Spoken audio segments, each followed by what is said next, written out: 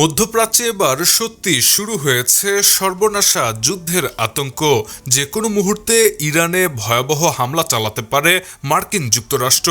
যুদ্ধের এই চরম আশঙ্কায় পুরো বিশ্ব এখন চরম আতঙ্কের মধ্যে প্রহর গুনছে।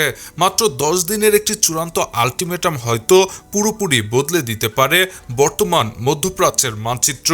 মার্কিন প্রেসিডেন্ট ডোনাল্ড ট্রাম্প ইরানকে সরাসরি ধ্বংসের হুমকি দিয়েছেন। তিনি স্পষ্ট জানিয়ে দিয়েছেন আগামী 10 দিনের মধ্যে পরমাণু চুক্তি না হলে ইরানে সরাসরি হামলা চালানো হবে। এই চরম হুঁশিয়ারির পর ইরান এবং যুক্তরাষ্ট্রের মধ্যে উত্তেজনা এখন অতীতের সব রেকর্ড ছাড়িয়ে গেছে। দুই দেশই এখন মুখোমুখি অবস্থানে দাঁড়িয়ে আছে। বৃহস্পতিবার ওয়াশিংটনে বোর্ড অব পিসের উদ্বোধনী সভায় দাঁড়িয়ে এই কড়া বার্তা দেন ট্রাম্প। তিনি দম্ভভরে বলেন, গত বছর যুক্তরাষ্ট্রের হামলায় ইরানের 3টি পারমাণবিক স্থাপনা ধ্বংস না হলে মধ্যপ্রাচ্যে শান্তি আসতো না।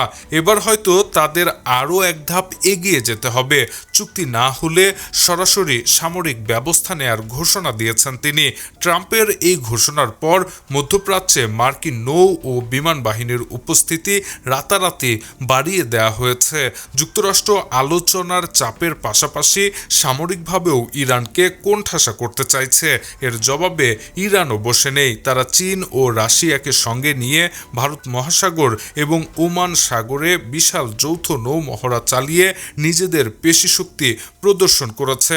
সবচেয়ে ভয়ঙ্কর ব্যাপার হলো আন্তর্জাতিকভাবে গুরুত্বপূর্ণ হরমুজ প্রণালী বন্ধ করে মহড়া চালিয়েছে ইরানের রেভলিউশনারি গার্ড বা IRGC।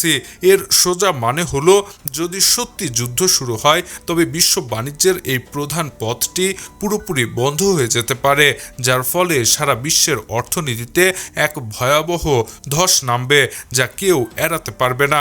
যুদ্ধের প্রস্তুতি যে কতটা চূড়ান্ত তা স্যাটেলাইট চিত্র দেখলেই বোঝা যায়। তেহরান থেকে মাত্র 30 কিলোমিটার দূরে থাকা অত্যন্ত সংবেদনশীল প্রাচীন সামরিক স্থাপনার ওপর কংক্রিটের এক বিশাল ঢাল তৈরি করেছে ইরান।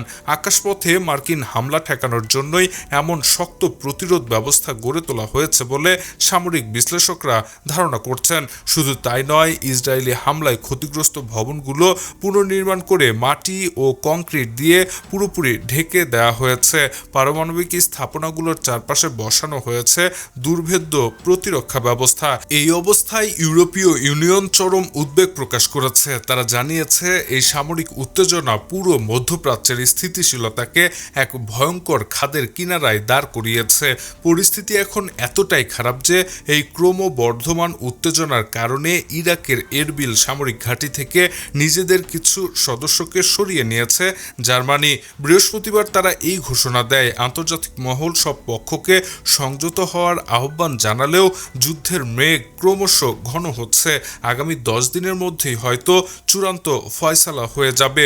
বিশ্ব একটি চুক্তির মুখ দেখবে নাকি ভয়ঙ্কর ধ্বংসযজ্ঞের সাক্ষী হবে আগামী 10 দিনের মধ্যেই তা স্পষ্টভাবে জানা যাবে। Shahriar Alam, EBD news.